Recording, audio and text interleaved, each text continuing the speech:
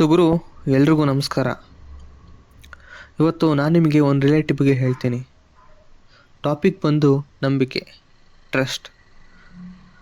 ನಂಬಿಕೆ ಈ ವರ್ಡ್ ಇದೆಯಲ್ಲ, ಇದು ತುಂಬ ಚಿಕ್ಕದಿರ್ಬೋದು, ಬಟ್ ಇದ್ರ ವ್ಯಾಲ್ಯೂ ಇದೆಯಲ್ಲ ಅದು ತುಂಬ ದೊಡ್ಡದಿದೆ. ಈಗ ಒಂದು ರಿಲೇಷನ್ ತಗೊಳ್ಳಿ, it might be A family, lovers, friends, couples, ಗಂಡ ಹೆಂಡತಿ, ಯಾರಾಗಿರ್ಬೋದು. ಎಲ್ಲಿ ತನಕ ಅವ್ರಗಳ ಮಧ್ಯೆ ನಂಬಿಕೆ ಇರುತ್ತೋ ಅಲ್ಲಿ ತನಕ ಎಲ್ಲ ಚೆನ್ನಾಗಿರುತ್ತೆ. ಯಾವಾಗ ಥರ್ಡ್ ಪರ್ಸನ್ ಎಂಟರ್ ಆಗ್ತಾರೆ ಎಲ್ಲ ಹಾಳಾಗುತ್ತೆ. ನಾವು ನಮಗೆ ಚೆನ್ನಾಗಿ ಗೊತ್ತಿರೋ ಪರ್ಸನ್ ಮೇಲೇ ಡೌಟ್ ಪಟ್ಬಿಡ್ತೀವಿ, just because of the third person.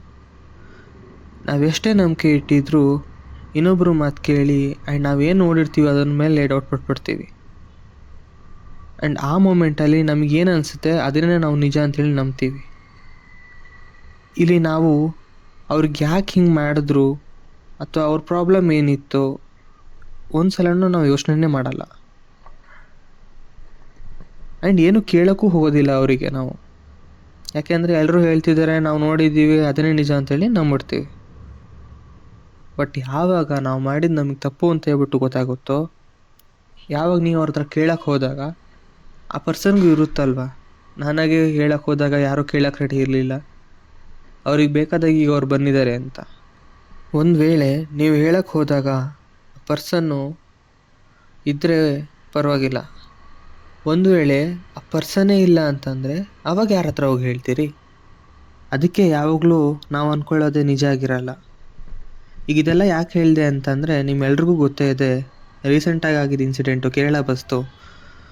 So ಈ ಇನ್ಸಿಡೆಂಟ್ ಬಗ್ಗೆ ಹೇಳ್ತೀನಿ. ಈ ಇನ್ಸಿಡೆಂಟ್ ಬಂದು ಶಿಮ್ಜಿತಾ ಅಂತ ಅನ್ನೋ ಹುಡುಗಿ, she is a content creator. ಏನೋ ಕಂಟೆಂಟ್ ಸಿಗ್ತಾಯಿಲ್ಲ ಅಂತೇಳಿ ಬಸ್ಸಲ್ಲಿ ಹುಡುಗಿರು ಏನು ಫೇಸ್ ಮಾಡ್ತಿರ್ತಾರೆ ಪ್ರಾಬ್ಲಮ್ಸು ಅದ್ರ ಬಗ್ಗೆ ವ್ಲಾಗ್ ಮಾಡ್ತೀನಿ ಅಂತ ಹೇಳ್ಬಿಟ್ಟು ಹೋಗಿದ್ಲು. ಸೊ ಅಲ್ಲೋದಾಗ ಹುಡುಗಿಗೆ ಕಂಟೆಂಟ್ ಸಿಗಲಿಲ್ಲ. ಸೊ ಅವಳೇನು ಮಾಡಿದ್ಲು ಅಂತ, ಅವಳೇ ಕಂಟೆಂಟ್ನ ಕ್ರಿಯೇಟ್ ಮಾಡಿದ್ಲು. ಕಂಟೆಂಟ್ ಕ್ರಿಯೇಟ್ ಮಾಡಿ ಒಂದು ವೀಡಿಯೋ ಮಾಡಿದ್ಲು. ಆ ವಿಡಿಯೋ ಮಾಡಿ ಸೋಷಿಯಲ್ ಮೀಡ್ಯಾದಲ್ಲಿ ಪೋಸ್ಟ್ ಮಾಡೋದು. ಏನಂತ ಹೇಳಿ ಪೋಸ್ಟ್ ಮಾಡೋದು ಅಂದರೆ, ಈ ರೀತಿ ಬಸ್ಸಲ್ಲಿ ಹುಡುಗಿರಿಗೆ ಸೇಫ್ ಇಲ್ಲ, ಈ ರೀತಿ ಒಬ್ಬ ವ್ಯಕ್ತಿ ಮಿಸ್ಬಿಹೇವ್ ಮಾಡಿದ್ದಾನೆ ಅಂತ ಹೇಳ್ಬಿಟ್ಟು ವೀಡಿಯೋ ಮಾಡಿಬಿಟ್ಟು ಹಾಕಿದ್ಲು. ಈಗ ವೀಡಿಯೋನ ಹಾಕ್ತಿದ್ದೀನಿ, ಪ್ಲೇ ಮಾಡ್ತಿದ್ದೀನಿ, ನೀವು ನೋಡಿ.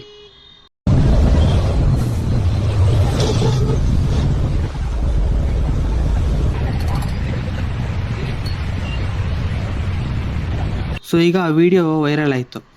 ಆ ವಿಡಿಯೋದಲ್ಲಿರೋ ವ್ಯಕ್ತಿ ಹೆಸರು ಬಂದು ದೀಪಕ್ ಅಂತೇಳಿ. ಈ ವೈರಲ್ ಆಗಿರೋ ವಿಡಿಯೋ ಅವ್ರ ಮನೆಗೆ ಕೂಡ ತಲುಪ್ತು. ಯಾವಾಗ ಅವ್ರ ಮನೆಗೆ ತಲುಪ್ತು, ಅವ್ರ ಮನೆಯವರೆಲ್ಲ ಅವರಿಗೆ ಬೈಯಕ್ಕೆ ಸ್ಟಾರ್ಟ್ ಮಾಡಿದ್ರು. ಯಾಕೆಂದರೆ ವಿಡಿಯೋಲಿ ನೋಡಿದಾರಲ್ಲ ಅದೇ ನಿಜ. ದೀಪಕ್ ಅವರಿಗೆ ಎಕ್ಸ್ಪ್ಲೇನ್ ಮಾಡೋಕ್ಕೆ ಟೈಮೇ ಕೊಡಲಿಲ್ಲ, ಅಥವಾ ಅವ್ರಿಗೆ ಏನೂ ಕೇಳಲೇ ಇಲ್ಲ. ಎಲ್ಲ ಇವರೇ ವೀಡಿಯೋದಲ್ಲಿ ನೋಡಿದ್ದಾರೆ, ಅದೇ ನಿಜ ಅಂತ ಹೇಳ್ಬಿಟ್ಟು ಫ್ಯಾಮಿಲಿ ಮೆಂಬರ್ಸ್ ಎಲ್ಲ ಶೇರ್ ಮಾಡೋಕ್ಕೆ ಸ್ಟಾರ್ಟ್ ಮಾಡಿದ್ರು.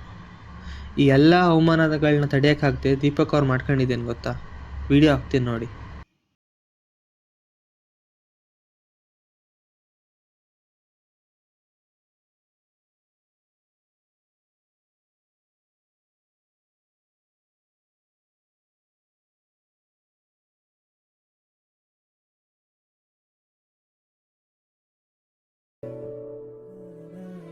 ഒരാളുടെ ആവശ്യത്തിലേക്ക് പോകണ ഒരാളല്ല. ഓനങ്ങനെ ഒരു സാഹചര്യത്തിൽ കണ്ടു തോന്നപ്പോ സഹിക്കാൻ പറ്റില്ല. വേറെ ഒരു അമ്മമാർക്ക് ആർക്കും വരരുത്, അത് മാത്രമേ എനിക്കൊരു പ്രാർത്ഥനയുള്ളൂ. പിന്നെ മോൻ പോയ മൈന് ഞാൻ ആർക്കും ഉണ്ടാവരുത്. ಅದ್ರಲ್ಲ ವಿಡಿಯೋದಲ್ಲಿ ಹೆಂಗೆ ಹೇಳ್ತಿದ್ದಾರೆ ಅಂತೇಳಿ. ಇಲ್ಲಿ ಅವನ ಮನೆಯವರೇ ಕೇಳ್ಬೋದಿತ್ತು ನಿಜ ಏನು ಅಂತ ಹೇಳಿ, ಬಟ್ ಎಲ್ಲ ಕಾಣ್ತಿದ್ದೆ, ವಿಡಿಯೋದಲ್ಲಿ ನೋಡಿದ್ದಾರೆ, ಬೈತಿದ್ದಾರೆ. ಅವ್ರ ಮನೆಯವ್ರಿಗೆ ಅವ್ರ ಮೇಲೆ ನಂಬಿಕೆ ಇಲ್ಲ. ಇದಕ್ಕೆ ನಾನು ಆಗಲೇ ಹೇಳಿದ್ದು, ನಂಬಿಕೆ ಅನ್ನೋದು ಚಿಕ್ಕ ಪದ ಆಗಿದ್ರೂ ಅದ್ರ ವ್ಯಾಲ್ಯೂ ಇದೆಯಲ್ಲ ಅದು ತುಂಬ ದೊಡ್ಡದಿದೆ ಅಂತೇಳಿ. ಈಗ ಅವ್ರ ಓನ್ ಫ್ಯಾಮಿಲಿಯಲ್ಲಿ ಯಾರೂ ನಂಬ್ತೇ ಇಲ್ಲ, ಆ್ಯಂಡ್ ಅವ್ನ ಮಾತು ಕೇಳೋಕ್ಕೆ ರೆಡಿ ಇಲ್ಲ ಅಂತ ಅಂದಾಗ ಏನು ಮಾಡಬೇಕು ಅವರು? ಈಗ ಹೋಗಿ ನಿಜ ಹೇಳಿದ್ರೆ ಸತ್ತವನು ರಿಟರ್ನ್ ಬರ್ತಾರಾ? ಇಲ್ಲ. ಈಗ ಅವನು ಹಂಗೆ ಮಿಸ್ಬಿಹೇವ್ ಮಾಡಿದ್ರು 3 ದಾರಿ ಇತ್ತು ಆ ಹುಡುಗಿಗೆ. ಒಂದು, ಆ ಹುಡುಗಿನೇ ವಾರ್ನ್ ಮಾಡ್ಬೋದಿತ್ತು. ಇಲ್ಲ ಅಂತ ಅಂದರೆ ಆ ಹುಡುಗಿನೇ ಡಿಸ್ಟೆನ್ಸ್ ಮೇಂಟೈನ್ ಮಾಡ್ಬೋದಿತ್ತು. ಅದು ಆಗಿಲ್ಲ ಅಂತಂದರೆ ಸುತ್ತ ಜನ ಕೂತಿರ್ತಾರಲ್ಲ, ಆ ಜನ ಕೇಳಿದ್ದಿದ್ರೆ ಅವರೇ ನೋಡ್ಕೋತಿದ್ರು.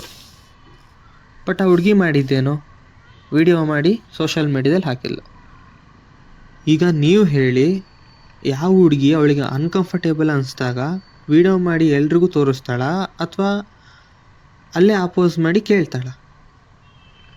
ನಾನು ನೋಡಿರಂಗೆ ಈಗಲೂ ಎಷ್ಟೋ ಹೆಣ್ಮಕ್ಳು ಈ ರೀತಿ ಪ್ರಾಬ್ಲಮ್ಸ್ ಆದಾಗ ಕೇಳೋಕ್ಕೂ ಎದುರುತ್ತಾರೆ. ಯಾಕೆ ಗೊತ್ತಾ?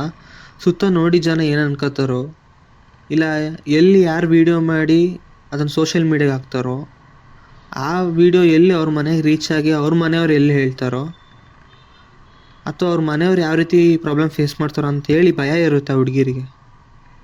ಬಟ್ ಈ ವಿಡಿಯೋದಲ್ಲಿ ಎಲ್ಲೂ ಆ ಹುಡುಗಿ ಅನ್ಕಂಫರ್ಟೇಬಲ್ ಅಂತೇಳಿ ನಂಗೆ ಅನಿಸ್ಲೇ ಇಲ್ಲ. ಅವಳಾಗೆ ಮುಂದಕ್ಕೆ ಹೋಗ್ತಿದ್ದಾಳೆ, ರೆಕಾರ್ಡ್ ಮಾಡ್ತಿದ್ದಾಳೆ, ಸ್ಮೈಲ್ ಮಾಡ್ತಿದ್ದಾಳೆ. ಈಗ ಇಲ್ಲಿ ಲಾಸ್ ಆಗಿದೆ ಯಾರಿಗೆ ಹೇಳಿ? ದೀಪಕ್ ಅವ್ರ ಫ್ಯಾಮಿಲಿಗೆ. ಈಗ ಅವ್ರು ಸತ್ತಾಗ ಅಳ್ಬೋದು. ಅವ್ನು ಇದ್ದಾಗಲೇ ಅವ್ನಿಗೆ ಕೇಳಿದಿದ್ರೆ, ಅಲ್ಲ ಅವ್ನಿಗೆ ಸಪೋರ್ಟ್ ಮಾಡಿದಿದ್ರೆ, ನಾವಿದ್ದೀವಿ ನೀನು ಹಿಂದೆ ಅಂತ ಹೇಳ್ಬಿಟ್ಟು ಅವ್ನ ಹಿಂದೆ ನಿಂತಿದ್ದಿದ್ರೆ ಇವತ್ತು ಅಟ್ಲೀಸ್ಟ್ ಅವ್ನ ಫ್ಯಾಮಿಲಿಗೆ ಲಾಸ್ ಆಗ್ತಾ ಇರಲಿಲ್ಲ. ಈಗಲಿ ಪ್ರಾಬ್ಲಮ್ ಏನು ಅಂತಂದರೆ, ಜನ ನೋಡಿದ್ನ ಕೇಳಿದ್ನ ಅದನ್ನೇ ನಿಜ ಅನ್ಕೋತಾರೆ. ಆ್ಯಂಡ್ ಅವ್ರು ಮಾಡ್ತಿರೋದೇ ಸರಿ ಅನ್ಕೋತಾರೆ. ಆಪೋಸಿಟಲ್ಲಿರೋ ವ್ಯಕ್ತಿ ಬಗ್ಗೆ ಯಾರೂ ಯೋಚನೆ ಮಾಡಲ್ಲ.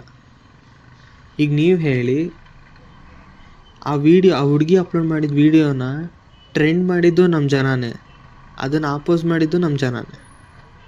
ಯಾವಾಗ ಆ ಹುಡುಗಿಯ ವೀಡಿಯೋ ಅಪ್ಲೋಡ್ ಮಾಡಲು ಆವಾಗ ಅದನ್ನು ಫಾರ್ವರ್ಡ್ ಮಾಡಿ ಶೇರ್ ಮಾಡಿ ಬೇರೆ ಎಲ್ರಿಗೂ ಮುಟ್ಸಿದ್ದು ನಮ್ಮ ಜನನೇ. ಈಗ ಯಾವಾಗ ಅವಳು ಮಾಡಿದ ತಪ್ಪು ಅಂತ ಗೊತ್ತಾಯಿತು, ಅದನ್ನು ಆಪೋಸ್ ಮಾಡ್ತಿರೋದು ನಮ್ಮ ಜನನೇ. ಇದನ್ನು ಅವ್ನು ಬದುಕಿದಾಗಲೇ ಆಪೋಸ್ ಮಾಡಿದಿದ್ರೆ ಅಟ್ಲೀಸ್ಟ್ ಒಂದು ಜೀವನ ಆದರೂ ಉಳಿತಿತ್ತು. ನಮ್ಮ ಜನ ಏನು ನೋಡ್ತಾರೆ ಅದನ್ನೇ ನಂಬಿಡ್ತಾರೆ. ನಮ್ಮ ಜನಕ್ಕೆ ಒಂದು ಮಾತು ಹೇಳಕ್ಕೆ ಇಷ್ಟಪಡ್ತೀನಿ. ನಮ್ಮ ದೇಶ ರೀ, ನಾವು ಕಟ್ಟಿರೋ ದೇಶ ಇದು. ಆ್ಯಂಡ್ ಈ ವಿಡಿಯೋ ನೋಡ್ತಿರೋ ನಿಮ್ಮ ಲೈಫಲ್ಲಿ ಕೂಡ ಇದೇ ಥರ ಮಿಸ್ಅಂಡರ್ಸ್ಟ್ಯಾಂಡಿಂಗ್ ಆಗಿದ್ದರೆ ದಯವಿಟ್ಟು ಅವ್ರು ಇದ್ದಾಗಲೇ ಕೇಳಿ ಸಾಲ್ವ್ ಮಾಡ್ಕೊಳ್ಳಿ. ಇಲ್ಲ ಅಂತಂದರೆ ಲಾಸ್ಟಲ್ಲಿ ನಿಜ ಗೊತ್ತಾದಾಗ ಹೇಳೋಕೆ ಆ ವ್ಯಕ್ತಿನೇ ಇಲ್ಲ ಅಂತಂದರೆ ಆ ಗಿಲ್ಟ್ ಫೀಲ್ ಇದೆಯಲ್ಲ, ಅದು ಹಾಗೆ ಉಳಿಯುತ್ತೆ. ಇದನ್ನೆಲ್ಲ ಯಾಕೆ ಹೇಳಿದೆ ಅಂತ ಅಂದರೆ, ನನ್ನ ಕಡೆಯಿಂದನೂ ಒಂದು ತಪ್ಪಾಗಿತ್ತು. ಬಟ್ ನನಗೆ ಅದನ್ನು ಹೇಳೋಕ್ಕೆ ಅವಕಾಶನೇ ಸಿಕ್ಕಲಿಲ್ಲ. ಇವತ್ತಿನ ತನಕನೂ ಕೂಡ ಸಿಕ್ಕಲಿಲ್ಲ. ನಾನು ಟ್ರೈ ಮಾಡಿದೆ, ಆಗಿಲ್ಲ. ಅಟ್ಲೀಸ್ಟ್ ನೀವುಗಳಾದ್ರೂ ಈ ತಪ್ಪನ್ನ ಮಾಡಬೇಡಿ. ಆ್ಯಂಡ್ ಲೈಫಲ್ಲಿ ಏನೇ ಪ್ರಾಬ್ಲಮ್ಸ್ ಬಂದ್ರೂ ಅರ್ಜೆಂಟಲ್ಲಿ ರಾಂಗ್ ಡಿಸಿಷನ್ ತಗೋಬೇಡಿ. ಏನೇ ಆದರೂ ಲೈಕ್ ಟ್ರೋಲ್ ಆಗಿರ್ಬೋದು, ಅವಮಾನ ಆಗಿರ್ಬೋದು, ಅದೇ ಶಾಶ್ವತ ಅಲ್ಲ. ಟೈಮ್ ಎಲ್ಲ ಸರಿನೂ ಒಂದೇ ಥರ ಇರಲ್ಲ. ನಿಮ್ಮ ತಪ್ಪಿಲ್ಲ ಅಂತ ಅಂದರೆ ಹೆದರ್ಕೊಳ್ಳೋಕ್ಕೆ ಹೋಗಬೇಡಿ. ನಿಮ್ಮ ಟೈಮ್ ಬರೋ ತನಕ ನೀವು ಕಾಯಲೇಬೇಕು. ದಯವಿಟ್ಟು ಅರ್ಜೆಂಟಲ್ಲಿ ರಾಂಗ್ ಡಿಸಿಷನ್ ತಗೋಬೇಡಿ. ನೀವು ತಗೊಳ್ಳೋ ಡಿಸಿಷನ್ನಿಂದ ನಿಮ್ಮ ಫ್ಯಾಮಿಲಿಗೂ ಅಫೆಕ್ಟ್ ಆಗುತ್ತೆ ಅನ್ನೋದನ್ನ ಮರಿಬೇಡಿ. ನಾನೇನು ಹೇಳ್ತೀನಿ ಅಂತಂದರೆ, ನಿಮ್ಮ ಲೈಫಲ್ಲಿ ಈ ರೀತಿ ಆದಾಗ ದಯವಿಟ್ಟು ಥರ್ಡ್ ಪರ್ಸನ್ನ ಎಂಟರ್ ಆಗಿ ಬಿಡಲೇಬೇಡಿ. ಏನೇ ಆಗಿದ್ರೂ ಕೂತ್ಕೊಂಡು ಮಾತಾಡಿ ಸಾಲ್ವ್ ಮಾಡ್ಕೊಳ್ಳಿ. ಅದು ಬಿಟ್ಟು ನೀವೇ ಅಸ್ಯೂಮ್ ಮಾಡ್ಕೊಂಡಿರೋದನ್ನೇ ನಿಜ ಅಂತ ಹೇಳಿ ಅಂದ್ಕೋಬೇಡಿ. ಯಾಕೆಂದರೆ ನಮ್ಮ ದೃಷ್ಟಿಲಿ ನಾವು ಅದನ್ನು ತಪ್ಪು ಅಂತ ಅಂದ್ಕೊಂಡಿದ್ರು ಅವ್ರ ದೃಷ್ಟಿಲ್ಲ ಸರಿ ಇರ್ಬೋದು. ಕೂತು ಮಾತಾಡಿದಾಗ ನಿಮಗೆಲ್ಲ ಗೊತ್ತಾಗುತ್ತೆ. ಬಟ್ ಅರ್ಜೆಂಟಲ್ಲಿ ಯಾವುದೇ ಕಾರಣಕ್ಕೂ ರಾಂಗ್ ಡಿಸಿಷನ್ನ ತಗೊಳಕ್ಕೆ ಹೋಗಬೇಡಿ. ಸೊ ಈಗ ಹುಡುಗಿ ಬಂದು ದುಬೈ ರಿಟರ್ನ್ ಅಂತೆ. ಸೊ ಪೊಲೀಸರು ಇನ್ವೆಸ್ಟಿಗೇಟ್ ಮಾಡಿದಾಗ ಗೊತ್ತಾಗಿದ್ದೇನೋ ಅಂತಂದರೆ, ಹುಡುಗಿನೇ ಬೇಕು ಅಂತ ಹೇಳಿ ಮಾಡಿರೋದ್ರಿಂದ ಈಗ ಆ ಹುಡುಗಿನ ಅರೆಸ್ಟ್ ಮಾಡೋಕ್ಕೆ ಅಂತ ಎಲ್ಲ ಕಡೆ ಹುಡುಕಾಡ್ತಿದ್ದಾರೆ. ಅವಳು ಹೋಗಿ ರಿಲೇಟಿವ್ಗಳು ಮನೆಯಲ್ಲೆಲ್ಲ ಸೇರ್ಕೊಂಡಿದ್ಲು. ಸೊ ಫೈನಲಿ ಈಗ ಪೊಲೀಸ್ ಅವ್ರನ್ನ ಹಿಡ್ದಿದ್ದಾರೆ. ಬಟ್ ಮುಂದೆ ಕೇಸ್ ಏನಾಗುತ್ತೆ ಅಂತ ಗೊತ್ತಿಲ್ಲ. ಏನೇ ಆದ್ರೂ ಈಗ ಸತ್ತವನು ವಾಪಸ್ ಬರೋದಿಲ್ಲ. ಈಗ ಎಲ್ಲರೂ ಜನಗಳು ಜಸ್ಟಿಸ್ ಫಾರ್ ದೀಪಕ್ ಅಂತ ಹೇಳ್ಬಿಟ್ಟು ಪ್ರೊಟೆಸ್ಟ್ ಮಾಡ್ತಿದ್ದಾರೆ, ಸಪೋರ್ಟ್ ಮಾಡ್ತಿದ್ದಾರೆ. ಮುಂದೆ ಏನಾಗುತ್ತೆ ಅನ್ನೋದು ಗೊತ್ತಿಲ್ಲ. ಸೊ ಇದಾಗಿತ್ತು ಇವತ್ತಿನ ವಿಷಯ. ನೆಕ್ಸ್ಟ್ ವೀಡಿಯೋದಲ್ಲಿ ಹೊಸ ವಿಷಯ ಜೊತೆ ಮತ್ತೆ ಸಿಗ್ತೀನಿ. ಅಲ್ಲಿ ತನಕ ಕಾಯ್ತಾ ಇರಿ. ಎಲ್ರಿಗೂ ಬಾಯ್.